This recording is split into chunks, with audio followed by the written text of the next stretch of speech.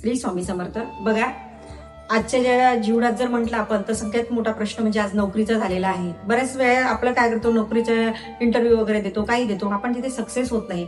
मग अशा वेळेला आपण मुलगा असो किंवा मुलगी असो, मग कशाची उपासना करायला पाहिजे? तर बघा, नोकरीच्या संदर्भात जर म्हटलं तर आपण सूर्याची उपासना करायला पाहिजे. मग सूर्याची उपासना नेमकी कोणची करायची? तर आपल्याला मुलगा असो किंवा मुलगी, मी आधीच सांगितलेलं आहे की गायत्री मंत्राचा जप आपला झालाच पाहिजे. गायत्री मंत्राचा जप करायचा आहे आणि सूर्याला अर्घ द्यायचा आहे. माझे सूर्याला अर्घ द्यायचे भरपूर काही व्हिडिओज आहेत, तुम्ही बघू शकता.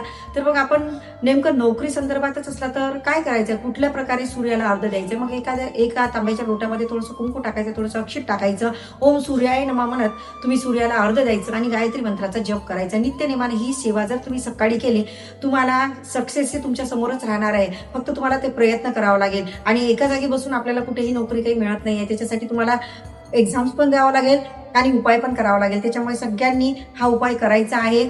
आणि व्हिडिओज आवडल्यास लाईक करा, शेअर करा आणि कमेंट बॉक्समध्ये श्री स्वामी समर्थ लिहायला विसरू नका. श्री स्वामी समर्थ.